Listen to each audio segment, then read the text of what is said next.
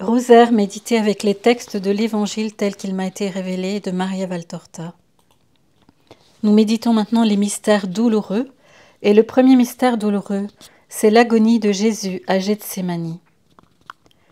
Le fruit de ce mystère, ou les fruits de ce mystère, ce sont les vertus du regret de nos péchés, donc de repentance, de constance et de courage, et d'obéissance à la volonté de Dieu.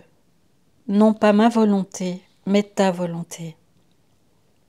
Notre Père qui es aux cieux, que ton nom soit sanctifié, que ton règne vienne, que ta volonté soit faite sur la terre comme au ciel.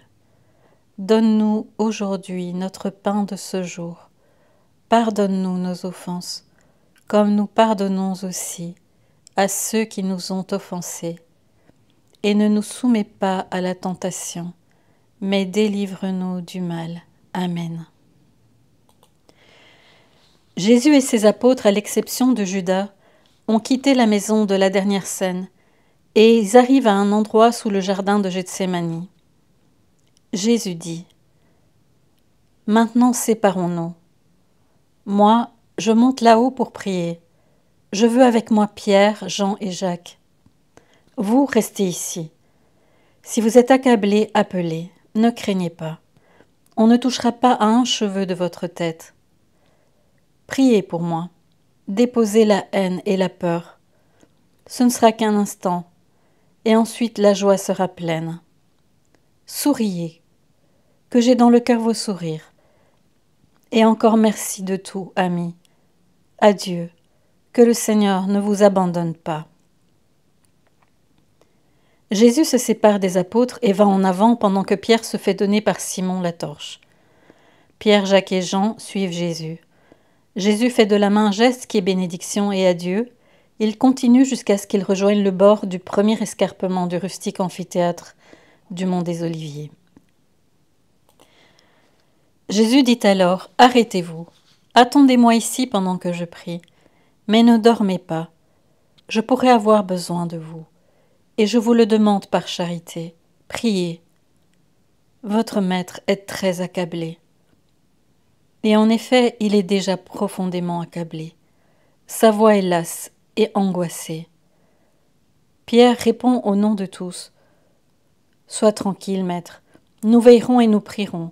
Tu n'as qu'à nous appeler et nous viendrons. » Et Jésus les quitte, alors que les trois se penchent pour ramasser des feuilles et des branches, pour faire un feu qui serve à les tenir éveillés.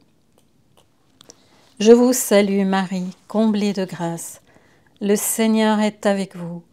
Vous êtes bénie entre toutes les femmes, et Jésus, votre enfant, qui agonise dans le jardin de Gethsémani, est béni. Sainte Marie, Mère de Dieu, prie pour nous pauvres pécheurs, maintenant et à l'heure de notre mort. Amen. Jésus marche vers l'est, ayant donc en face la lumière de la lune.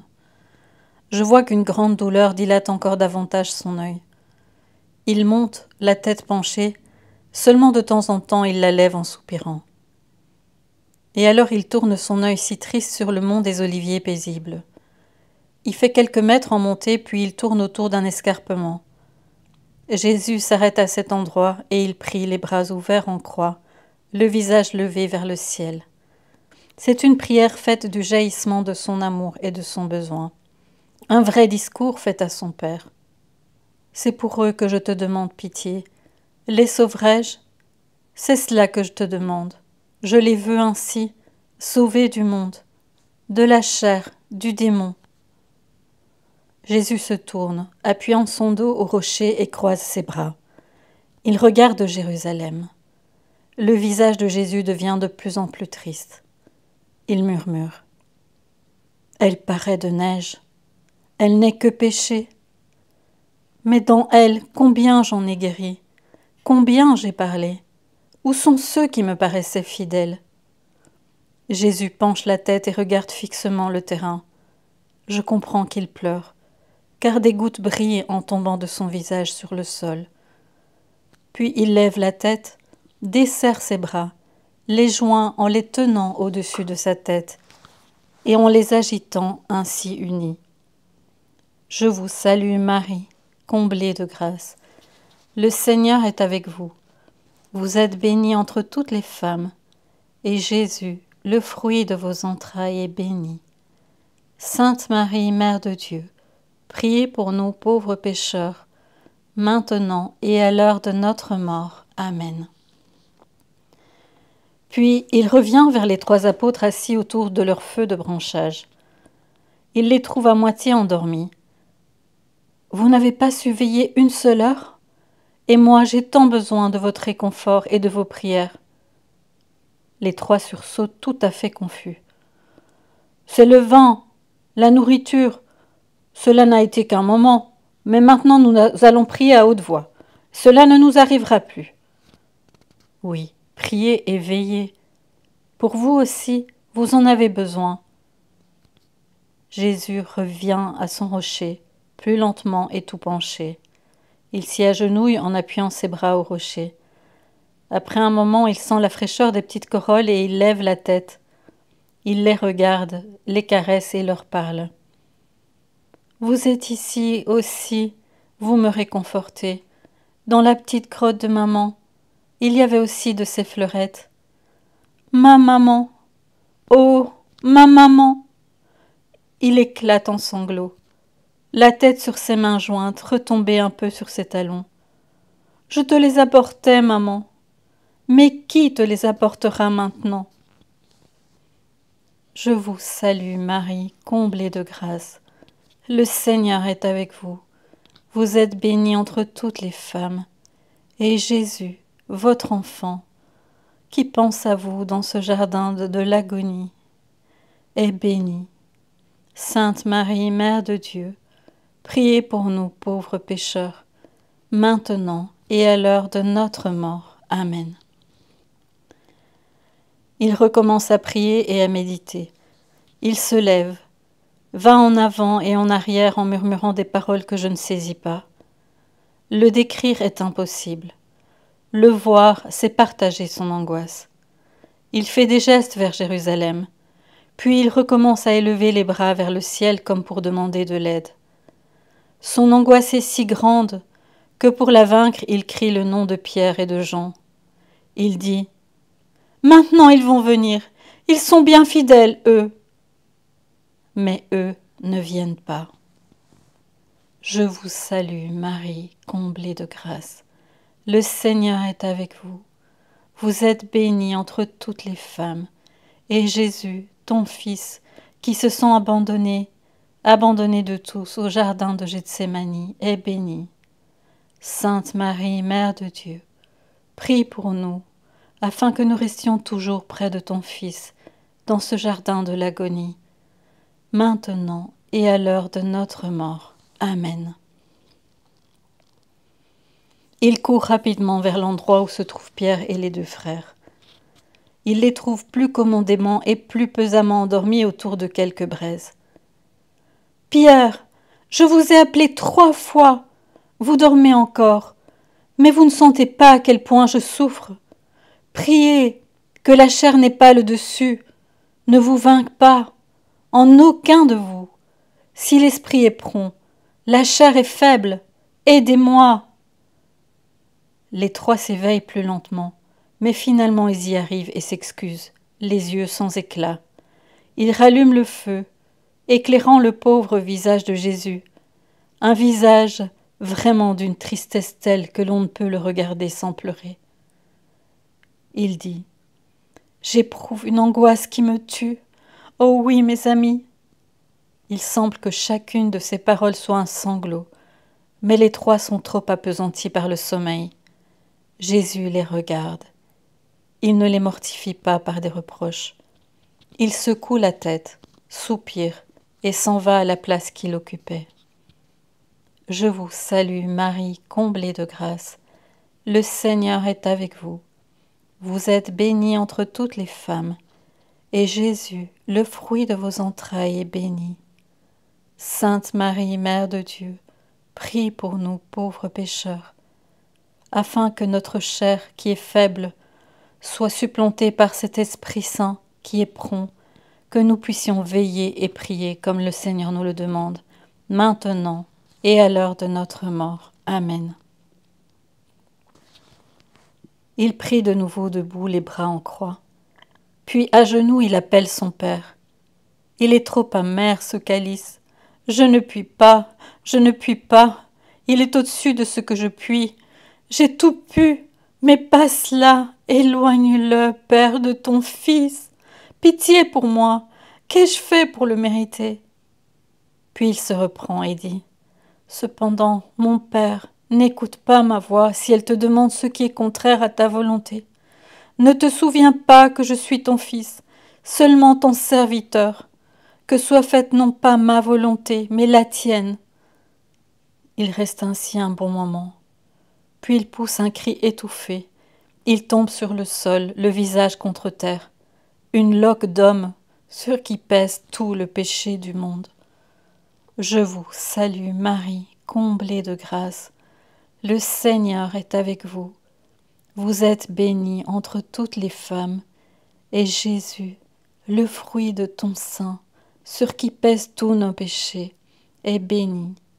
Sainte Marie, Mère de Dieu, prie pour nous, afin que nous nous repentions, pauvres pécheurs, maintenant et à l'heure de notre mort. Amen. Jésus gémit, au milieu des râles et des soupirs d'une véritable agonie.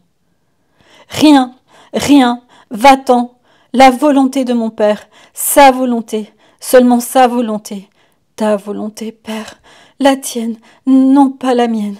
C'est inutilement que tu me tentes, démon, avec la mer, la vie, ma divinité, ma mission. Père, s'il est possible, que ce calice s'éloigne de moi, mais pourtant que ce ne soit pas ma volonté, mais la tienne qui soit faite. Va-t'en, Satan, j'appartiens à Dieu. Puis il ne parle plus que pour dire entre ses halètements: Dieu, Dieu, Dieu. Il l'appelle à chaque battement de son cœur. Il semble qu'à chaque battement le sang déborde. L'étoffe tendue sur les épaules s'en imbibe, devient sombre malgré le grand clair de lune qui l'enveloppe tout entier. Je vous salue, Marie, comblée de grâce. Le Seigneur est avec vous. Vous êtes bénie entre toutes les femmes, et Jésus, votre enfant, qui appelle au secours son Seigneur pour résister à la tentation de Satan, est béni. Sainte Marie, Mère de Dieu, prie pour nous, pauvres pécheurs, afin que nous soyons persévérants et courageux lors des difficultés et des épreuves que le Seigneur nous envoie, maintenant et surtout à l'heure de notre mort. Amen. Une clarté plus vive se forme au-dessus de sa tête, suspendue à environ 1 mètre de lui. Une clarté si vive que même le prostré le voit filtrer à travers les ondulations des cheveux déjà alourdis par le sang. Il lève la tête, encore plus resplendit la lumière angélique, et apparaît la terrible agonie dans le sang qui transsude des pores. Le sang coule des tempes, le sang sort des veines du cou, les mains dégouttent du sang. Il tend les mains vers la lumière angélique. Les avant-bras du Christ se voient en train de suer du sang. Dans le seul visage, les larmes tracent 2 lignes nettes à travers le masque rouge. Jésus paraît près de défaillir. Il délace son vêtement au cou. Il porte la main à son cœur, puis à sa tête, et l'agite devant son visage comme pour s'éventer, en gardant la bouche entr'ouverte. Il se traîne vers le rocher. Il s'y appuie le dos. Il reste les bras pendant le long du corps, comme s'il était déjà mort, la tête pendant sur sa poitrine. La lumière angélique décroît tout doucement. Jésus rouvre les yeux. Il lève péniblement la tête. Il regarde. Il est seul, mais il est moins angoissé. Il tire à lui le manteau qu'il a abandonné sur l'herbe. Il se met à s'essuyer le visage, les mains, le cou, la barbe, les cheveux. Il prend une large feuille, toute couverte de rosée, et avec elle il achève de se nettoyer en se lavant le visage et les mains, en s'essuyant de nouveau. Il le fait plusieurs fois avec d'autres feuilles, jusqu'à ce qu'il ait effacé les traces de sa terrible sueur. Seul son vêtement est taché. Il regarde aussi le manteau, mais il le voit trop taché. Il le plie et le pose sur le rocher. Puis il s'appuie au rocher, se lève et encore légèrement titubant, il va trouver les disciples. Son visage est d'une beauté divine, bien qu'il soit exsangue et plus triste qu'à l'ordinaire. Je vous salue Marie, comblée de grâce. Le Seigneur est avec vous. Vous êtes bénie entre toutes les femmes. Et Jésus, ton Fils qui sut du sang, le fruit de ton sein est béni. Sainte Marie, Mère de Dieu, prie pour nous pauvres pécheurs, maintenant et à l'heure de notre mort. Amen. Les trois dorment profondément. Jésus les appelle, inutilement. Il doit se pencher et secouer Pierre vigoureusement. « Levez-vous maintenant et allons, celui qui me trahit est proche. » Les trois, encore étourdis, se lèvent. Ils suivent Jésus sans parler. Les 8 aussi sont plus ou moins endormis auprès du feu éteint. « Levez-vous, tonne Jésus.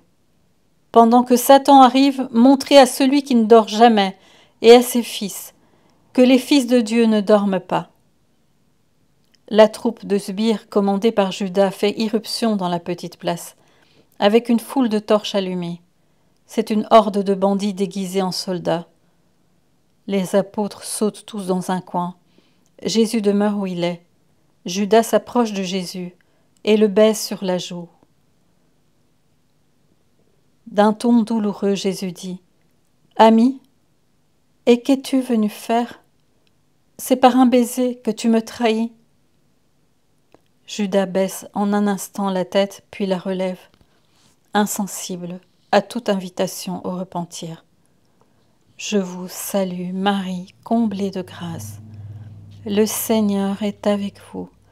Vous êtes bénie entre toutes les femmes, et Jésus, le fruit de vos entrailles, qui est trahi par Judas, est béni. Sainte Marie, Mère de Dieu, prie pour nous, pauvres pécheurs, afin que nous ne trahissions jamais ton Fils, maintenant et à l'heure de notre mort. Amen. Les sbires, en criant, s'avancent avec des cordes et des bâtons. « Qui cherchez-vous » demande Jésus calme et solennel.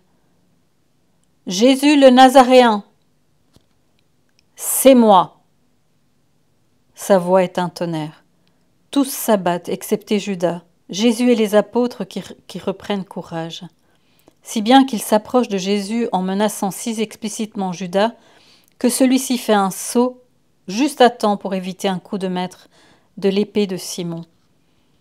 Poursuivi sans résultat à coups de pierre et de bâton, il s'enfuit au-delà du cédron et disparaît dans l'obscurité d'une ruelle. Jésus dit alors : « Levez-vous, qui cherchez-vous ? Je vous le demande de nouveau. » « Jésus le Nazaréen !»« Je vous ai dit que c'est moi, » dit Jésus avec une douceur. Oui, avec douceur. Laissez donc libres ces autres. Je viens déposer les épées et les bâtons. Mais pendant qu'il parle, Pierre s'approche de l'homme qui tend déjà les cordes pour lier Jésus, et il donne un coup d'épée maladroit et lui décolle l'oreille. Il y a du désordre. « Déposez ces armes, je vous le commande. Si je voulais, j'aurais les anges du Père pour me défendre. Et toi, sois guéri, dans ton âme si tu peux, pour commencer. » Et avant de tendre les mains aux cordes, il touche l'oreille et la guérit. Les apôtres poussent des cris désordonnés et se sauvent. Et Jésus reste seul avec les sbires, et le chemin commence. Je vous salue Marie, comblée de grâce. Le Seigneur est avec vous. Vous êtes bénie entre toutes les femmes, et Jésus, le fruit de ton sein, qui est arrêté par les sbires du temple, est béni. Sainte Marie, Mère de Dieu, prie pour nous pauvres pécheurs, maintenant et à l'heure de notre mort. Amen. Gloire soit au Père, gloire soit au Fils, gloire soit au Saint-Esprit, comme il était au commencement, maintenant et toujours, et dans les siècles des siècles. Amen.